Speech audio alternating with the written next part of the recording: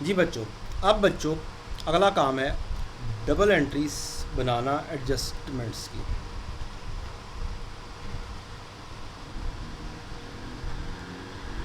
अगले स्टेप में ये काम आप ना करें कि मैंने जल्दी जल्दी एक एडजस्टमेंट कर लूँ, सपोज कर लूँ, एक एडजस्टमेंट कर लूँ, सपोज कर लूँ। अब आप या तो अपने पास रफ पेज रख लें या फिर एक्सेल के ऊपर ही बना लें। It depends on you. Rough page के ऊपर काम जल्दी हो जाएगा।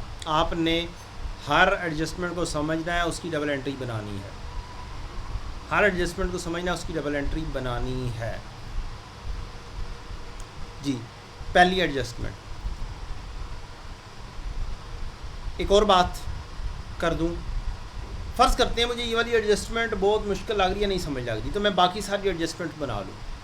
एंड पर ये वाली एडजस्टमेंट रह जाएगी। इस एडजस्टमेंट को मैं जज कर सकूँगा ऑलरेडी गिवन ऑप्शंस के अंदर और उससे कुछ हिंट हासिल करने की कोशिश कर सकता हूँ। ये सिर्फ तब पॉसिबल है जब मैं बाकी सारा काम कर चुका हूँ, ताकि मेरे पास पेंडेंसी सिर्फ एक या दो की रह जाए जिसमें मुझे मुश्किल हो रही है। तो फिर वहाँ पर हम जब काम कर लेंगे तो हमारे लिए क्या हो जाएगी, आसानी हो जाएगी, और फिर हमें उस आंसर से रिवर्स बैक भी समझने में आसानी हो सकती है, और फिर हम ट्रू पोजीशन के ऊपर पहुंचकर बिल्कुल 100% 20 आउट ऑफ 20 मार्क्स भी ले सकते हैं इस क्वेश्चन के अंदर।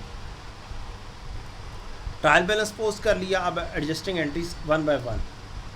Inventories as at 31 December 18 were valued at 3860 ₹1000 में काम हो रहा है। Office and sale supplies costing 90,000 are still unused. ये ऑफिस एंड सेल सप्लाईज अलहदा है, इन्वेंट्रीज अलहदा है। क्लोजिंग स्टॉक आ गया। क्लोजिंग स्टॉक की वैल्यू मुझे दे दी गई है, तो क्लोजिंग स्टॉक की एंट्री होती है stock debit cost of sales credit 3860। पहली एडजस्टमेंट ऐसे लिख लें, एडजस्टमेंट नंबर 1, इसकी एक एंट्री।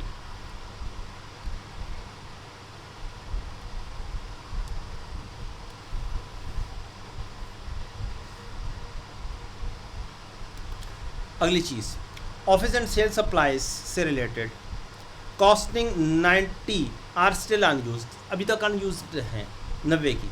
इट मीन्स मुझे 90 की एंट्री पास कर देनी चाहिए, वही वाली प्रीपेड टाइप की, प्रीपेड डेबिट और एक्सपेंस क्रेडिट।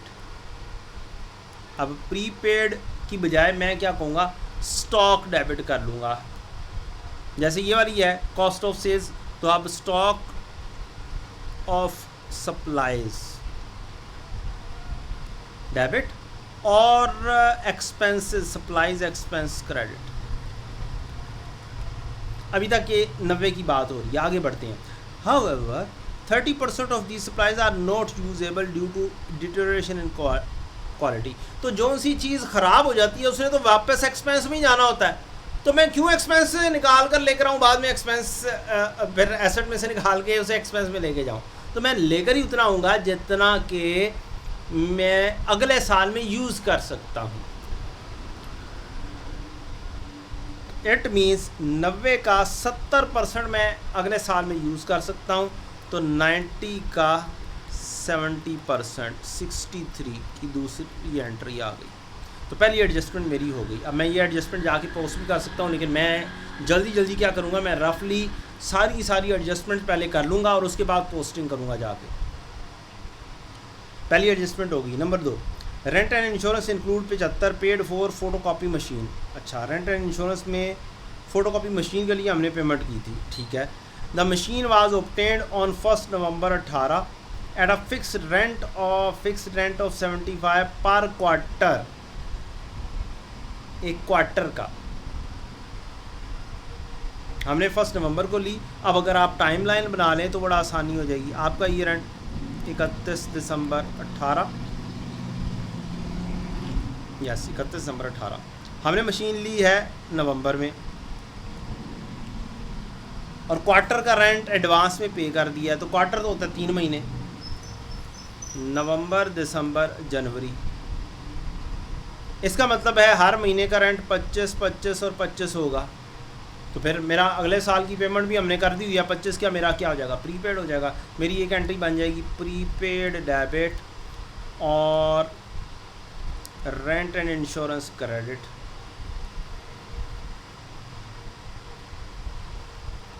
25 से, and an additional 0.4 for each copy, हर कॉपी के लिए 0.4 भी हम पे करेंगे। 40,000 copies have been made for up to 31 December 18, तो इसकी पेमेंट तो हमने करनी है।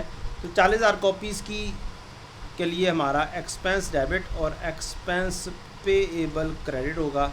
40,000 कॉपीज़ हैं इंटू 0.4, और ₹1000 में करना है तो डिवाइड बाय 1000 कर दें। तो 40 इंटू 0.4 डायरेक्टली कर देते हैं। 16 का दूसरी एंट्री आ जाएगी मेरी। 3 सिफर मैंने 3 सिफर से उड़ा लिए। सेकंड एडजस्टमेंट भी मुकम्मल हो गई। थर्ड एडजस्टमेंट, अब जिस तरीके से मैं आपको काम करवा रहा हूँ आपने इसी तरतीब से ही क्या करते चले जाना है, एंट्रीज बस बनाते चले जाना है। इनको कहते हैं year and adjustments.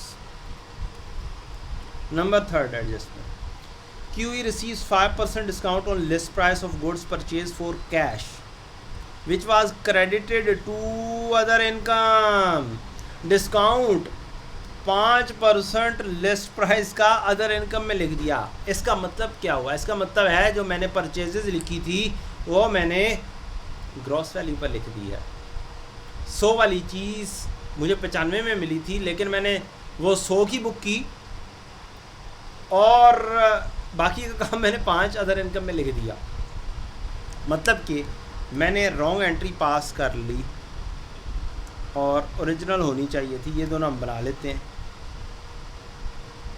List price of such purchase was 2.5 million. Okay, अब हुआ क्या? परचेजेस डेबिट 2500 से कर दी, अदर इनकम क्रेडिट कर दी 5%। इसका 5% बनेगा 2500 का 5%, 125, और कैश हमने पे किया होगा 2375 का। ये हमने एंट्री पास कर दी हुई है, रॉन्ग एंट्री। और होनी तो चाहिए थी, परचेजेस डेबिट होता और कैश क्रेडिट होता 2375 से। अब क्या चीज़ है? जो सी चीज़ मेरी गलत हुई है, ये तो समझाने के लिए लिख दिया, बाकी आसान सा काम है। जो सी चीज़ गलत हुई है उसको क्या कर दो, रिवर्स कर दो। अदर इनकम में लिख दिया, अदर इनकम को क्या कर दो, डेबिट कर दो। ये वाली मेरी एडजस्टिंग एंट्री आ रही है। और परचेजेस गलत है तो परचेजेस को क्रेडिट कर दो। ये मेरी थर्ड एडजस्टमेंट। परचेजेस ओवरस्टेट हो गया, अदर इनकम ओवरस्टेट हो गया, दोनों को क्या कर दिया मैंने, रिवर्स कर दिया। थर्ड एडजस्टमेंट भी हो गई बच्चों। Fourth adjustment, cost of office repair amounting to ₹85 was paid by the owner from personal cash. अब ये सारी की सारी एडजस्टमेंट MCQ के तौर पर भी आ सकती हैं, और MCQ में कहा जा सकता है ईयर एंड एडजस्टमेंट पास करो। MCQ में कहा जा सकता है साथ एक बैलेंस दे दिया जाए लेजर का, एक्सपेंस का। मसलन यहाँ पर ऑफिस एंड सेल सप्लाईज़ का ट्रायल बैलेंस का बैलेंस दे दिया जाए, और साथ कहे अब बताओ एक्सपेंस कितना होगा ऑफिस एंड सेल सप्लाईज़ का। उसके अंदर ये वाली एंट्री पास होगी तो सप्लाईज एक्सपेंस लेस हो जाएगा 63 से, 210 माइनस 63 हमारा आंसर आ जाएगा। बैलेंस शीट में क्या चीज़ प्रेजेंट होगी, वो 63 सप्लाईज प्रेजेंट होगी, करंट एसेट में होगी। फिर इसकी हर चीज़ आपको पता होनी चाहिए, कौन सी चीज़ करंट एसेट में फाल करती है, कौन सी चीज़ नॉन करंट में फाल करती है, कौन सी चीज़ इक्विटी की का हिस्सा है, कौन सी चीज़ करंट लायबिलिटी है, कौन सी चीज़ नॉन करंट लायबिलिटी है। तो ये चीज़ें आपको क्या होगी, MCQ में भी मदद दे देंगी। हर एक एडजस्टमेंट कह सकते हैं एक MCQ है, जिसके अंदर 2-3 ऑप्शंस निकल सकती हैं कि क्या एक्सपेंस होगा, क्या स्टेटमेंट ऑफ फाइनेंशियल पोजीशन में क्या वैल्यू जाएगी इस चीज़ से रिलेटेड, और क्या ईयर एंड एडजस्टमेंट हो सकती है। मसलन ये वाली बहुत अच्छी एडजस्टमेंट है। ईयर एंड एडजस्टमेंट क्या होनी है, ये वाली होनी है जी।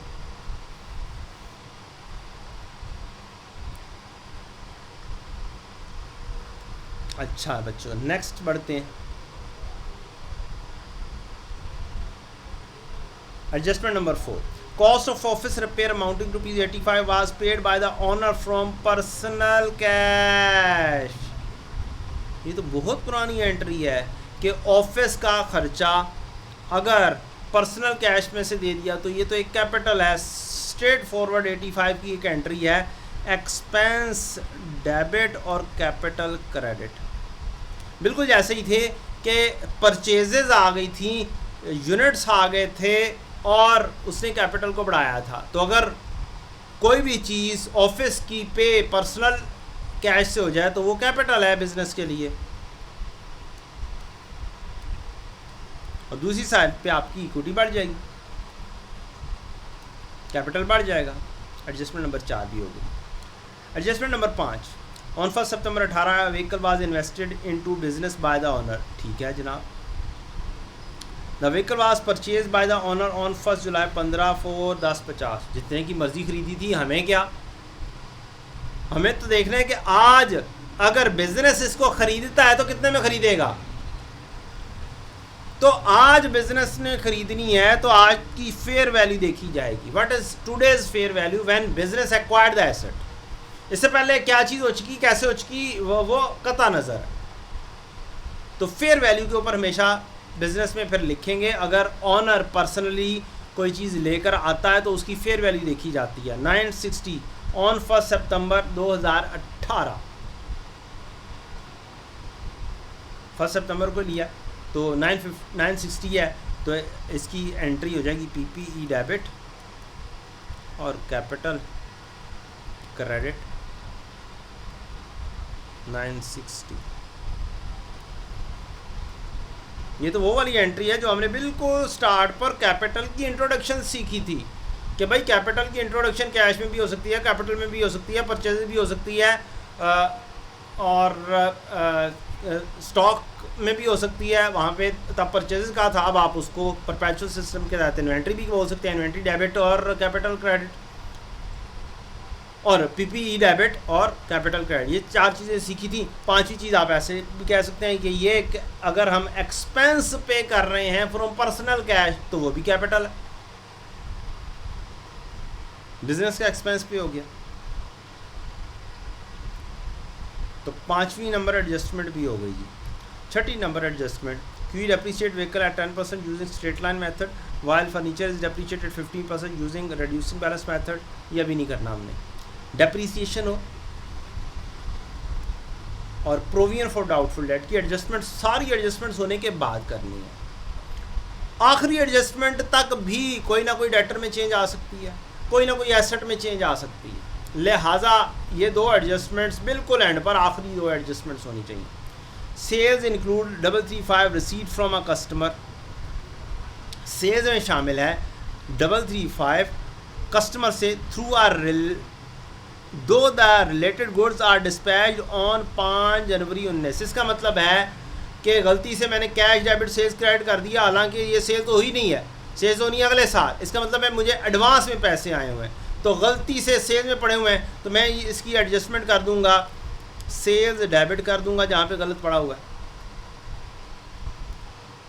और एडवांस फ्रॉम कस्टमर क्रेडिट कर लूँगा जो कि मेरी करंट लायबिलिटी होगी।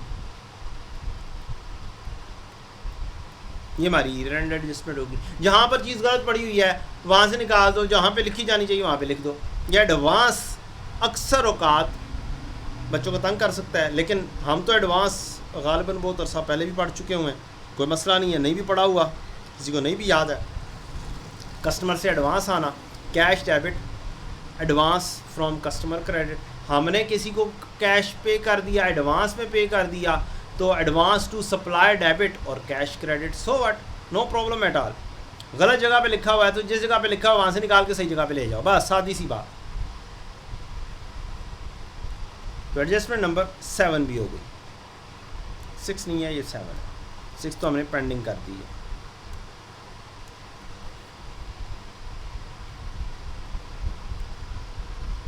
T depreciation include Salman balance of 370 trade receivable. ये देखें डेटर में एडजस्टमेंट आगे लगती है। इसमें 370 किसका है? सलमान का। It has been decided to set off 100 payable by Q to Salman set off का मतलब है कॉन्ट्रा एंट्री पास कर दो। तो 8 नंबर एडजस्टमेंट में पहले नंबर पर कॉन्ट्रा एंट्री,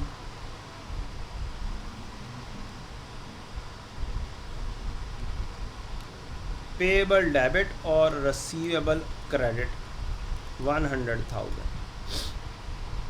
इसका बैलेंस था 370, उसमें से कहता है लाख रुपए एडजस्ट कर दिया, तो बाकी कितना रह गया, 270 रह गया ना। And make specific provision of 30% against the remaining balance. Okay, यहाँ पर हम साथ ही क्या करते हैं, प्रोविजन फॉर डाउटफुल डेट की वर्किंग बना देते हैं। स्पेसिफिक एक बंदा जिसका बैलेंस 270 है, टोटल लेटर आएंगे और बैलेंस हम निकाल देंगे जनरल के लिए। इसके ऊपर 30% प्रोविजन करनी है, ये हमने लिख दिया। आगे अगली कहानी, a general provision of 4% of remaining trade receivable is maintained. Okay, trade receivable amounting to ₹131 were written off and debited to provision for doubtful receivable during the year. इसी वजह से उसका डेबिट बैलेंस है, कोई मसला नहीं है, इसको हमने इग्नोर कर देना है। कोई भी गलत एंट्री हुई है उसको इग्नोर, कोई भी गलत entry provision for doubtful debt में है उसका लिंक सिर्फ और सिर्फ प्रोविजन फॉर डाउटफुल से ही हो।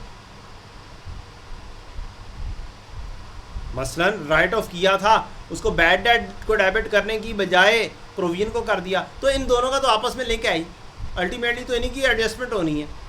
बैड डेट में नहीं किया, प्रोविजन में कर दिया, या प्रोविजन में नहीं किया, बैड डेट में कर दिया, कोई फर्क नहीं पड़ता आपस में इन दोनों लेजर्स का। प्रोविजन फॉर डाउटफुल डेट की एंट्री बैड डेट में चली जाए या बैड डेट की entry provision for doubtful debt में चली जाए, no tension, just work out your working and close the game. ये हमने एंट्री पास कर ली, इसकी एंट्री हम जब तक लेटर बना नहीं पाएंगे हम नहीं कर सकते। 4% हमने रेट लिख लिया। अब यहाँ पे प्रोविजन फॉर डाउटफुल डेट का CD हम वर्कआउट कर लेंगे और हमारा आंसर आ जाएगा। सारी एडजस्टमेंट हो गई।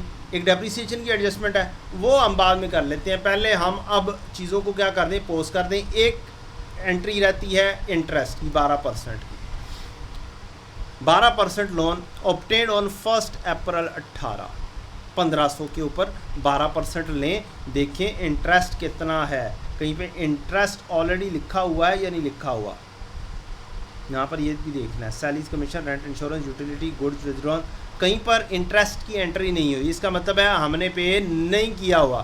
तो 9 मंथ्स का इंटरेस्ट क्या कर लो, एक्रू कर लो 1500 के ऊपर 12%। Adjustment number 10, interest expense debit और इंटरेस्ट पेएबल क्रेडिट 1500 ज़रब 12% इंटू अप्रैल से लेके दिसंबर तक 9 मंथ्स, 9/12,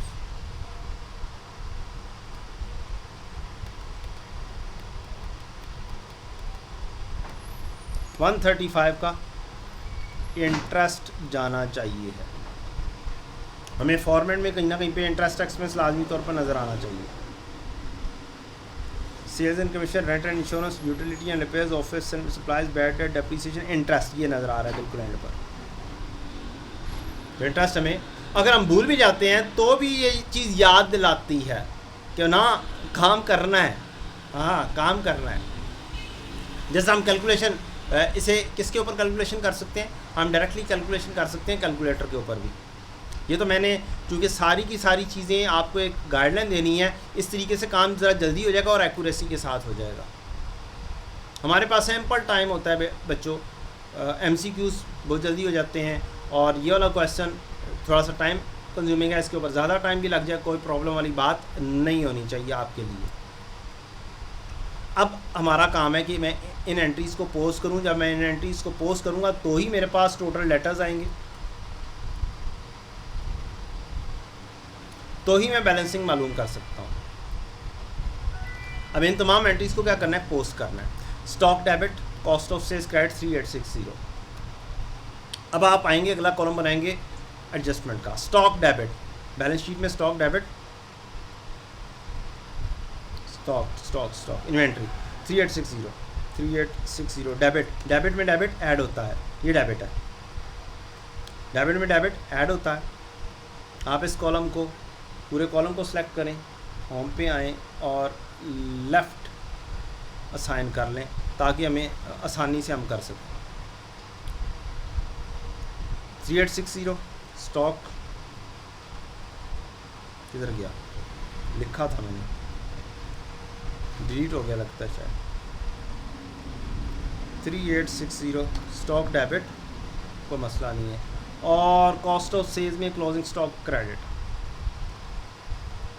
3860 क्रेडिट है। इसे अल्टीमेटली ब्रैकेट में लेकर जाना है। क्लोजिंग स्टॉक की नेचर क्रेडिट होती है, तो मैंने यहाँ पे जस्ट प्लस में लिख दिया है। अल्टीमेटली ये लेस होगा हमारे फॉर्मेट के अंदर। अच्छा जी, नेक्स्ट है, नेक्स्ट क्या था, अगली एडजस्टमेंट थी stock supplies 63, stock of supplies 63। अब आपके पास रफ पेज ही होगा, अपने रफ पेज से डायरेक्टली जल्दी एक्सेल के ऊपर क्या करना है, पुट इन कर देनी है। स्टॉक ऑफ सप्लाईज यहाँ कहीं पे नज़र आ रही होगी, स्टॉक ऑफ सप्लाईज ये आ गई। 63 क्रेडिट हो रही है, -63 डेबिट में क्रेडिट लेस होता है। और स्टॉक यहाँ पर आ जाएगा ऑफिस सप्लाई स्टॉक, डेबिट में डेबिट ऐड 63। नेक्स्ट दूसरी prepaid debit rent expense credit 25 से। प्रीपेड डेबिट में डेबिट ऐड प्रीपेड रेंट या प्री पेमेंट्स आ रही हो 25 डेबिट और rent expense credit -25। Then expense debit payable credit, expense debit में डेबिट ऐड 16 और एक्सपेंस पेएबल 16 प्लस 16 डेबिट में डेबिट ऐड, जो खुद ब खुद हो गया है, माइनस में आंसर आया, मैंने कुछ नहीं किया, -9 लिखा गया, नो प्रॉब्लम एट ऑल। आप ऐसे ही जाने दें, बेशक आपका काम बहुत आसानी से हो जाएगा। ज़्यादा अगर काम करना है तो यहाँ पर क्या लगा लें, स्टैरिक लगा लें, अपोस्ट्रोफी लगा लें, तो फिर नज़र आता रहेगा आपको। अपोस्ट्रोफी ख़त्म कर देंगे, नेट आंसर -9 में ले आया। रेंट एंड इंश्योरेंस डेबिट और पेएबल क्रेडिट 16 का।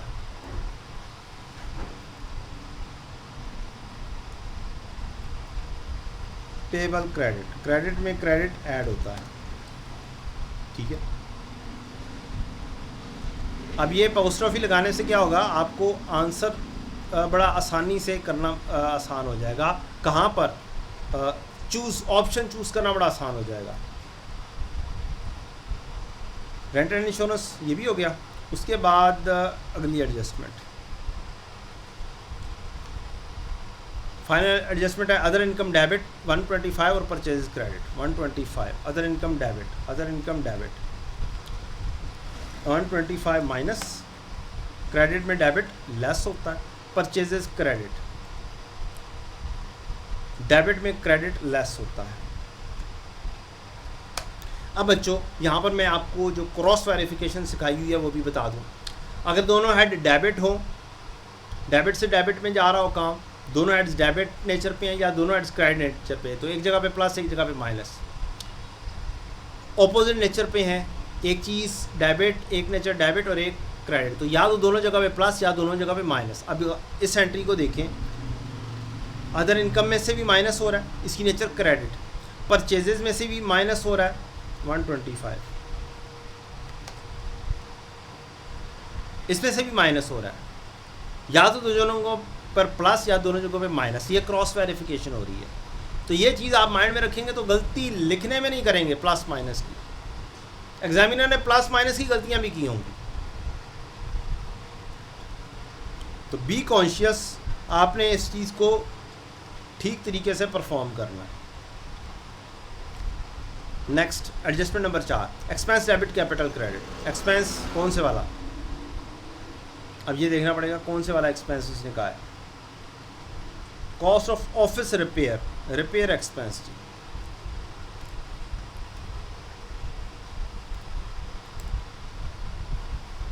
Capital credit, repair expense, repair यहाँ पे आ गया, डेबिट में डेबिट ऐड होता है, ऑफिस रिपेयर डेबिट और कैपिटल क्रेडिट, क्रेडिट में क्रेडिट ऐड होता है, कैपिटल क्रेडिट 85। अब ये देखें यहाँ पर 85 प्लस हुआ, इसकी नेचर क्रेडिट और एक्सपेंस की नेचर डेबिट, या तो दोनों जगहों पे प्लस या दोनों जगहों पे माइनस, क्योंकि एक डेबिट है एक क्रेडिट है। तो बस ये चीज़, ये क्रॉस वेरिफिकेशन याद रखें, कहानी ख़त्म और पैसा हजम। अच्छा जी 85।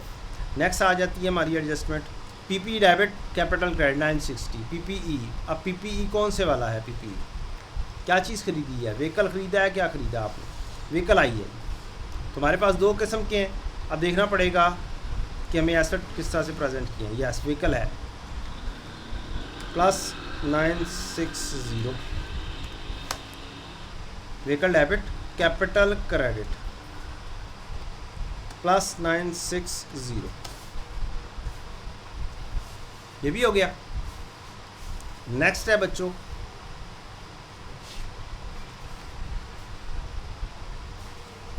Sales debit advance from customer credit. Sales debit, credit में डेबिट लेस होता है, advance from customer current liability. अब ये दोनों की नेचर क्या है? क्रेडिट है, ये भी क्रेडिट पे है, ये भी क्रेडिट पे है। तो एक जगह पे प्लस होगा, एक जगह पे माइनस होगा। सेल्स में से माइनस होगा और एडवांस फ्रॉम कस्टमर जो लायबिलिटी है उसमें प्लस होगा। -335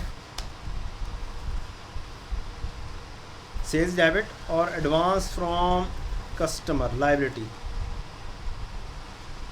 335 क्रेडिट।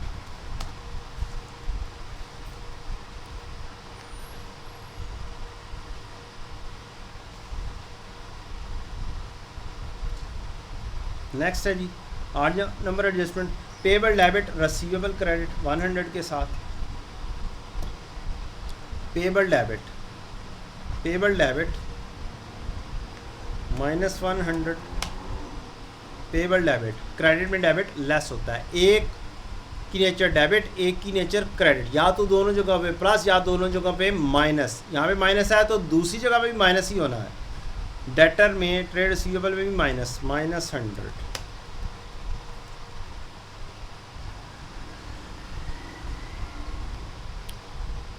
नेक्स्ट है बच्चों इंटरेस्ट एक्सपेंस डेबिट और interest payable credit 135। Interest expense debit और इंटरेस्ट एक्सपेंस किधर गया? 135, ठीक है जी। इंटरेस्ट एक्सपेंस 135 डेबिट और इंटरेस्ट पेबल क्रेडिट, क्रेडिट में credit add, interest payable accrued interest के नाम से है 135। अब एक साइड पे डेबिट एक साइड पे क्रेडिट, या तो दोनों जगहों पे प्लस या दोनों जगहों पे माइनस। अब दोनों जगहों पे क्या हो रहा है? प्लस हो रहा है। ये हो गया। अब मैं आराम से डेटर को क्लोज कर सकता हूँ। मैं देख सकता हूँ मेरे डेटर का क्लोजिंग बैलेंस क्या बन रहा है। Trade receivable 2970 - 100 = 2870। ये कॉलम जैसे ही बनाया हुआ है।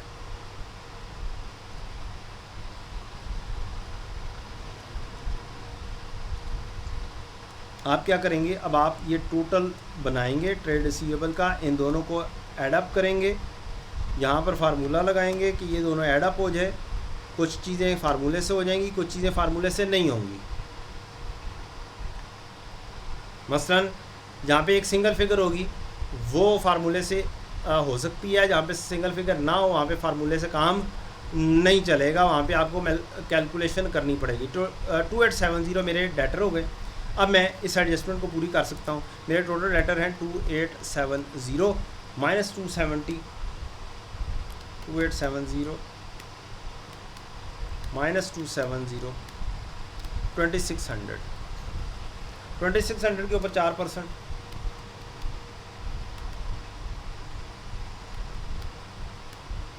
104 और 270 का 30% 81। मेरी क्लोजिंग प्रोविजन बन गई 185। This is my closing liability 185। 185, मेरी एंट्री कितने की बन जाएगी? 185 प्लस डेबिट में 45, 230 की मेरी एंट्री बन जाएगी। बैड डेट एक्सपेंस डेबिट और provision for doubtful debt credit 230 के साथ मेरा ये बैलेंस आना चाहिए 230 इंटरेस्ट एक्सपेंस का।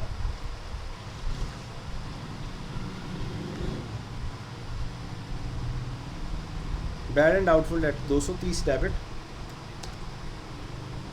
और provision for doubtful debt 230 credit.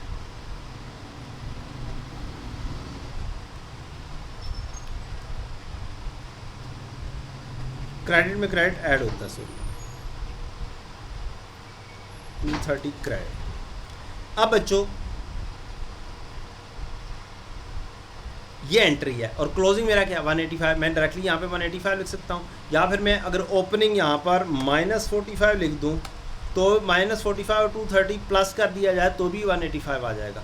असल चीज़ है फाइनल डेस्टिनेशन 185 आना चाहिए। अगर आपके पास कोई प्लस माइनस में कोई और ऑप्शंस दी हुई हैं एग्जामिनर ने तो बस क्लोजिंग 185 तो फाइंड कर सकते हैं ना। तो 2870 185 नेट हो गया 2685 हो गया। हमने यहाँ तक अपना काम मुकम्मल कर लिया। अब मेरे सारे एड्स मुकम्मल हैं सिवाय डेप्रीसिएशन के और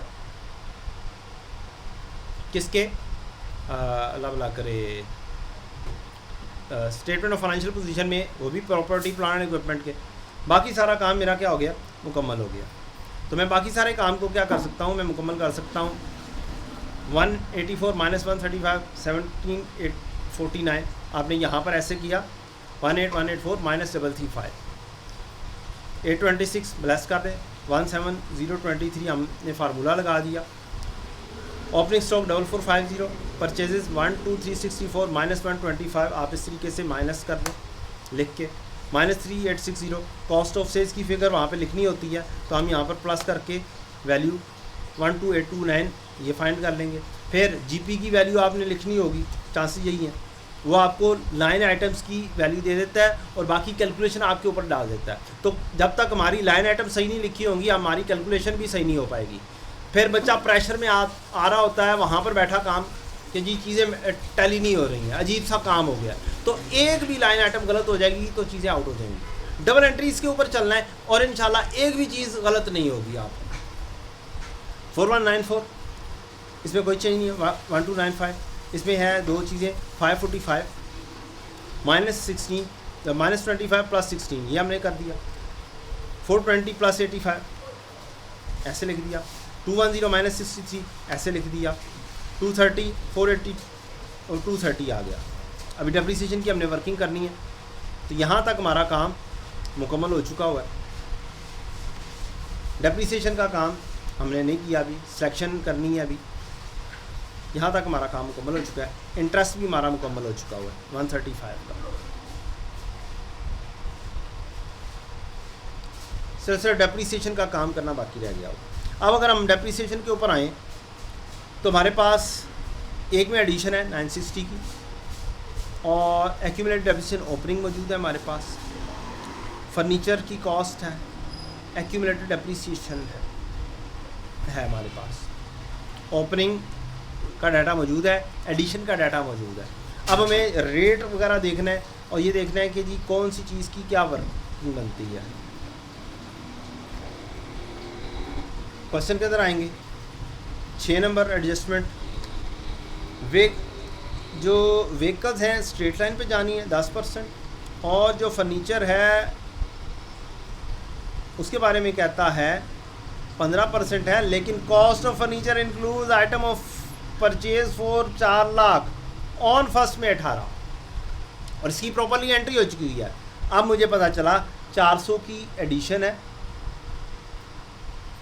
डेप्रीसिएशन की वर्किंग के पर्सपेक्टिव में 400 की एडिशन है जो कि 1 मई से लेके 31 दिसंबर तक जिसकी डेप्रीसिएशन होनी है, और जो टोटल बैलेंस हमें दिया गया है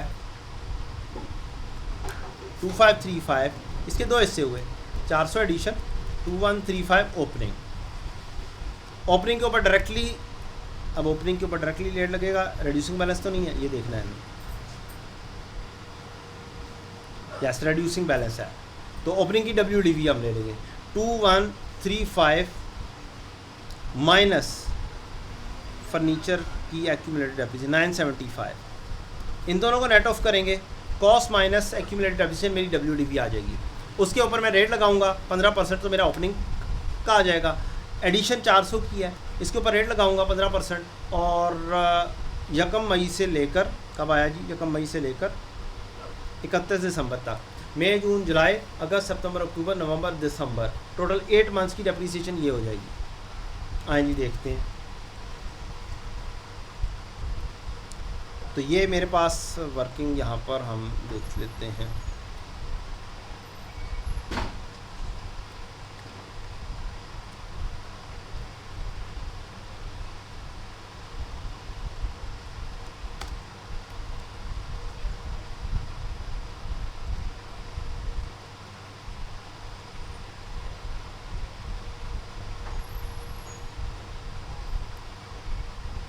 एक कॉलम मैंने और डिलीट कर दिया था, ये मेरे पास ये आ गया एडिशन, और ये आ गई आपकी ओपनिंग।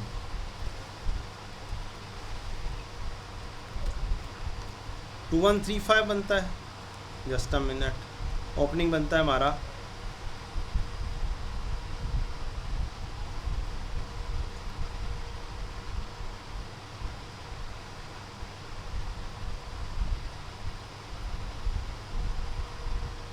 ओपनिंग बनता है बच्चों हमारा 2135 माइनस 975,